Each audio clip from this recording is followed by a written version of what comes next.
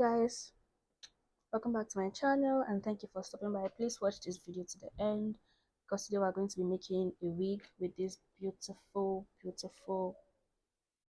I've never worked with this color before, so yeah, this beautiful. Just look at that.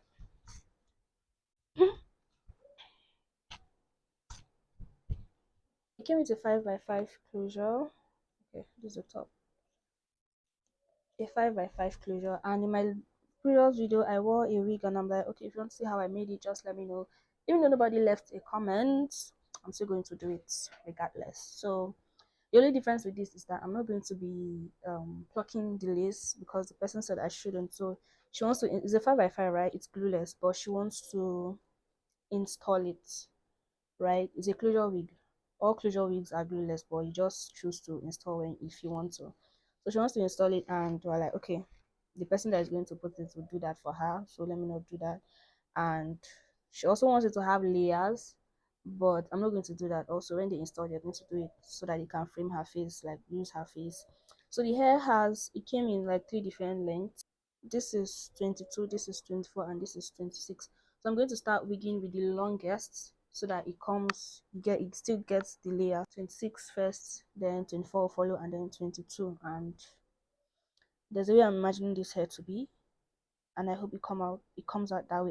And yeah, so I'm just going to show you guys the process of like adjusting the wig cap, sewing the closure to the wig cap, bleaching the lace, tinting it, and also sewing. And in the last hair I made, so I usually sew with the zigzag stitch, but that last one I did it with the straight stitch and it came out good. I liked it. I like that I'm improving myself. Anyway, so that's what I'm so going to do. So I think that's another thing that's going to be different in this wigging video, and also the styling. Show you guys how I'm curling, and then when we're taking it down, and also when we're doing the fronts, all of that you'll be seeing. And so yeah, please keep on watching this video to the end. Watch the other ones I have. The other one was a ventilating video. You guys are not watching it, go back and watch it and subscribe. And yeah, I'll see you guys in the next clip. Let's go. So you guys, I'm back to using this canvas head. I explained in one of my video where I showed how I mark my canvas head for a customized fit. So when I do that, it gives me that square look behind, but using this one just makes it round. I don't know how to explain it, but yeah. So what I do is I use this to adjust, and then I use the other one when I'm cutting, especially for a bob wig. That one is perfect. It gives me a more perfect cutting shape. What am I saying? It's sharp perfect when I'm cutting. So I'm just going to put my pins down to where I have marked, and then this is what we have as excess. And I'm also going to use my pins to hold that down before I go into sew. And I like to do it from the side these days because I feel like it gives me a more clean and neat look. Like when it's close to the side, it's not it doesn't shall look rough. That's what I'm trying to say. So yeah, and I also try not to pull too much, so it doesn't end up being too tight than I want it to be. Okay, and whenever I do this, I put it on my head to see how it fits. I don't know, that's why I'm always on all back or mini braids. But yeah, so this is it. I've put the pins, and then I'm just going to go and sew, and nothing too serious for the sewing, right? So now we are going to put our guideline, sorry, our closure. So I also went ahead to sew the closure, but I'm going to explain what I did. So here I had done it. Now whenever you're sewing your closure, make sure you bring it a little bit um outside. Can you see that? Just a little bit. Now this is because it helps to cover up the where your weft meets your closure. Because if you don't do that, there's a way that when you comb your hair, or when it's looking on your when you put it on your head, that place where your weft meets your closure is going to show. So that little bringing out in front helps to cover it up. I don't know if you get my explanation, but it helps just a little bit, not so much. So now there's something I did here that I wanted to just explain, but I decided to just record it because I already started cutting, as you can see. So I don't like to sew my closure. Like there are people that just sew it the way it is, but I don't like to do that. So what I do, right, is you see that part where I brought out, I like to cut straight to it and not exactly to touch where the ventilating starts, because this closure is a bit very soft, it's a bit soft, so it tears easily. So I try to just cut it straight and then cut out the excess. Can you see that? So I cut straight this way, not to touch on where the hair started, where it started ventilating, okay? And then I cut out the remaining excess. So I fold it this way before I start sewing. I feel like it's neat for me that way. I don't like seeing where people just, I don't, I mean, you can do it however you do it, but this is just my own way of doing it. So when I get to the other side, I usually do the two sides before I start sewing actually. So also just going to cut this way, not, I'm not going to let it touch that hair directly, and then cut out the excess. Do you understand? You have to be careful if you're working with this kind of lace. They are a bit more delicate, and this is what we have after sewing. This is how I like it to look like. Okay, you can do you. And we are going to go to start what's it called, to start marking our guidelines. So if you're new to this, right, you can use your tape to measure, I think 1 or 1.5 inches. I've never used any tape ever since I started making wigs. I just use my eyes and calculate, and it works for me.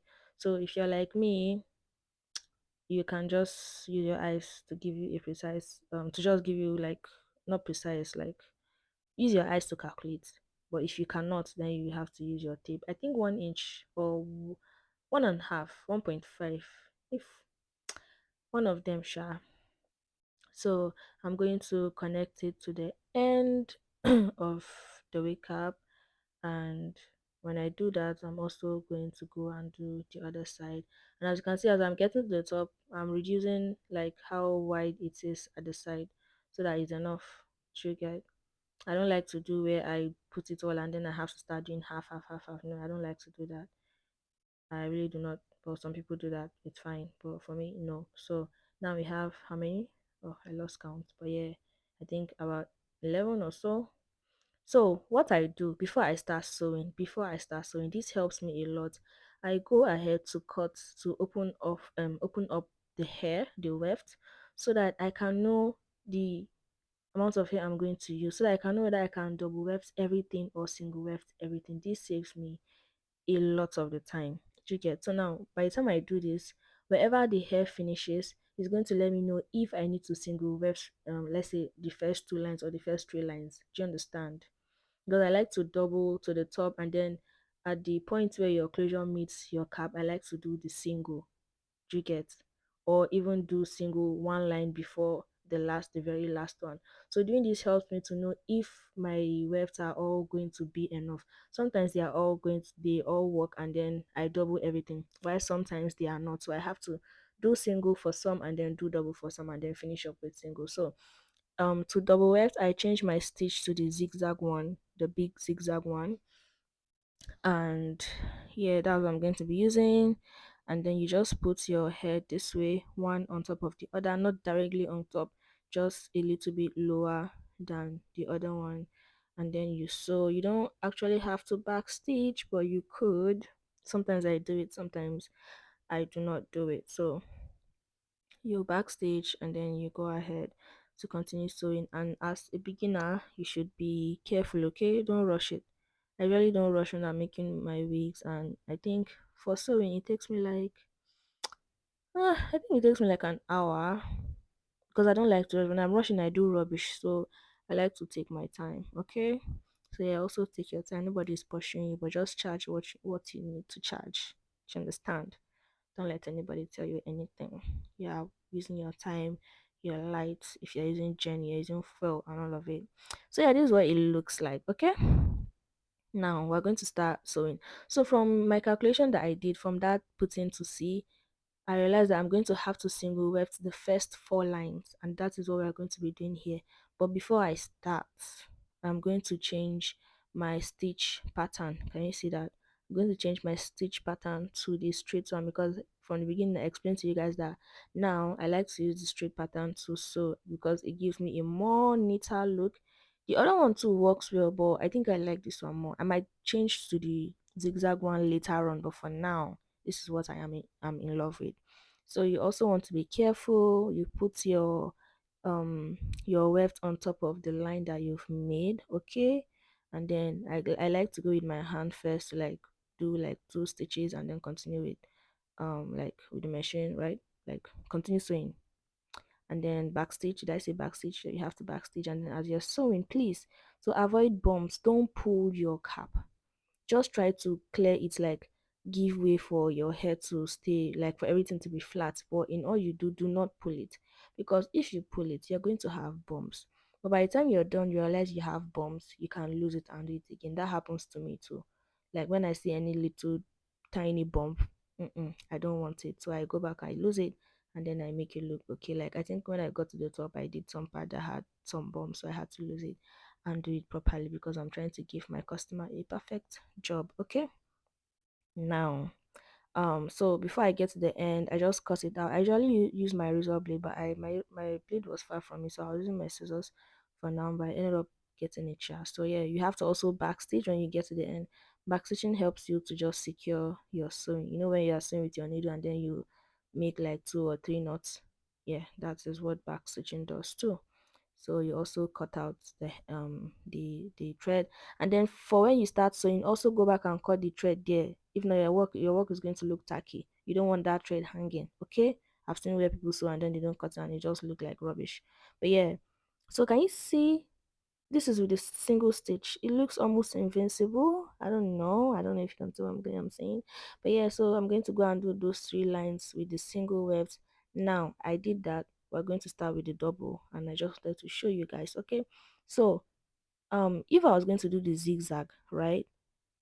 Can you see, if I was going to use the zigzag, I used to just put it this way to start sewing. But now that I am using the straight one, the straight the straight stitch, I turn it this other way and sew just like that. Do you understand? I have another video where I made it. Can you see that? Can you see that? Yeah, that's what I'm talking about. I have another video where I made a wig, and I think I'm still going to link it too. So you have to, I'm not used to this straight stitching, so there are times that it came out of the line, so I had to back stitch and then put it in place. Do you understand? So you have to be careful. You can see that I'm not pulling, I'm just trying to clear the road. I'm trying to just make it flat to so. And guys, I'm going to link another video for the full styling, because I have a video dedicated to like how I style. For this one, I was trying to work with time because I wanted to finish it, so I did not show you guys everything in details, but I still gave the explanation. But the other video I'm talking about, it has everything in details. Do you understand? Like when I'm curling, how, why, the reason why I'm curling this way, the reason why I'm curling that way. Do you understand? But I'm still going to say it here, but that other video is much more detailed, so I will link that, and also the other video of the rigging process. So here I also fix my band, my adjustable band. You can see the length of the hair. Can you see the layers that I was talking about? Because I started with the longest to the shortest, so it's given that, the down is long, and then like that, like that, like that. So yeah, now let's go to styling.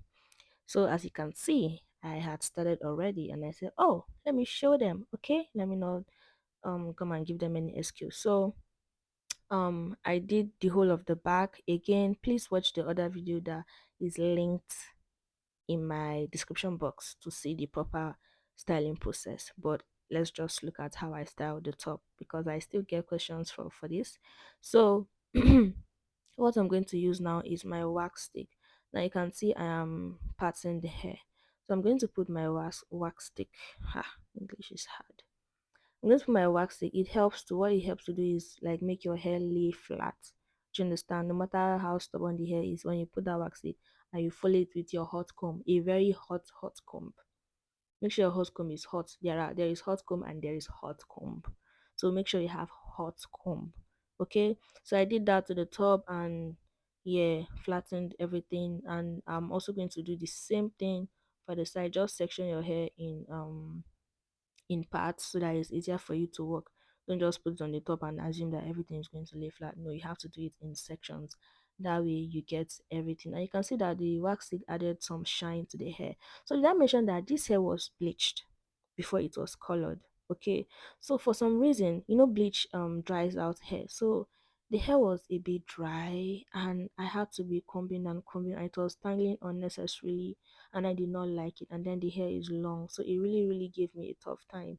Like I was combing a lot, and then the hair was shedding. I was really excited to work with this hair, but when the combing part started, I wasn't really happy.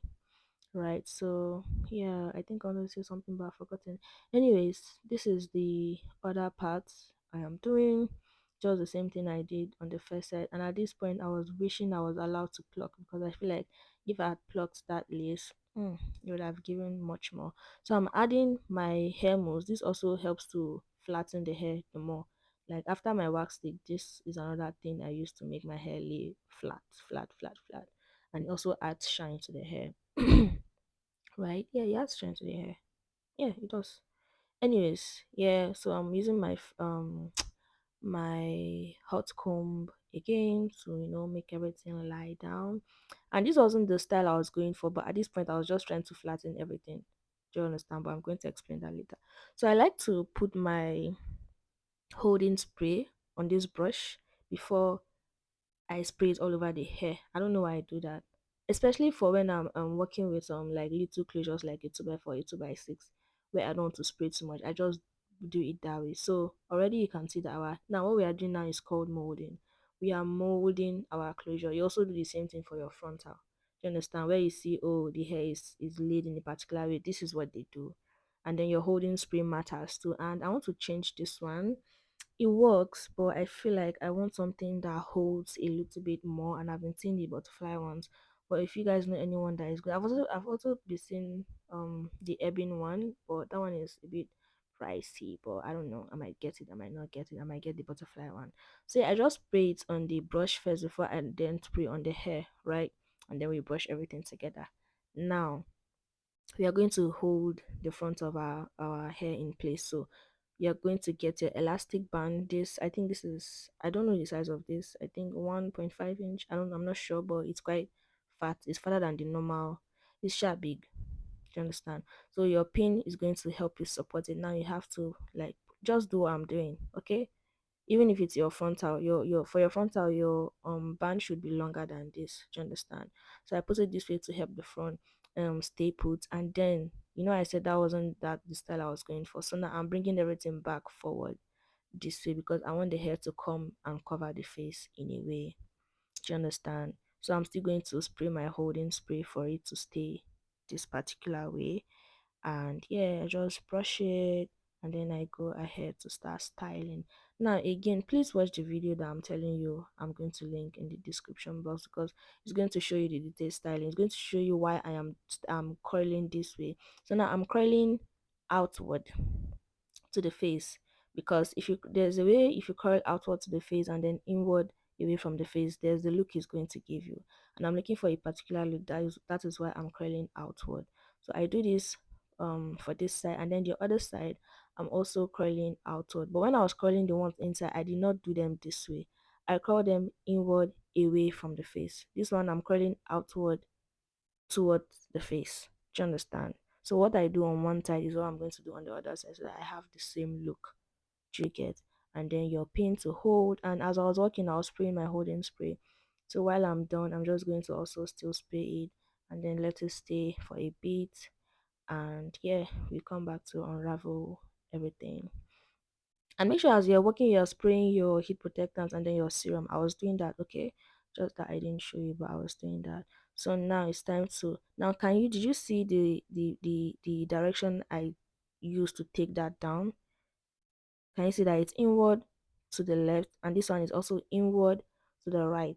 Do you get? So it's like I divided the hair into two, like in the middle. I didn't really divide it, but like when I was curling, that was what I was doing. So the right side is going inward toward the left, and then the left side is going inward to the right. If you get what I mean. Do you understand? Can you just look? What am I doing? Okay, yeah, look at that. So this one is going inward to the right, and then for the right side is going inward to the left. And then when I removed everything, this is all we have. And now it's time to fix the top. So by the time you remove your pin, your hair is going to be like all standing in a way. So your hot comb is supposed to help you flatten everything down, because you want it to look good, right? So that's what I'm doing here. For the top, I always curl outward. Okay, so I'm removing my band now, and you are going to see the magic that happened. Look at, just look at, look at. Ah. Okay, so yeah, you remove your pin carefully and gradually. Don't rush it. You don't want to spoil what you just did. Okay, looks beautiful. I like it, but I still wished I plucked this thing, but I wasn't asked to. Okay, and yeah, this is our hair, guys. I hope you enjoyed watching this video. This is quite long. This is like the longest video I've posted in a while. I hope this was helpful. Please watch the ones I have linked in the description box. They're going to help you understand better, especially the styling one. Thank you for watching this video, and I will see you in my next one. Don't forget to subscribe. Okay, bye, guys. Mwah. Oh, sorry, I'm not gone. Oh, yeah, yeah, yeah, yeah. Our elastic band. Yeah, okay. Now, bye. Bye.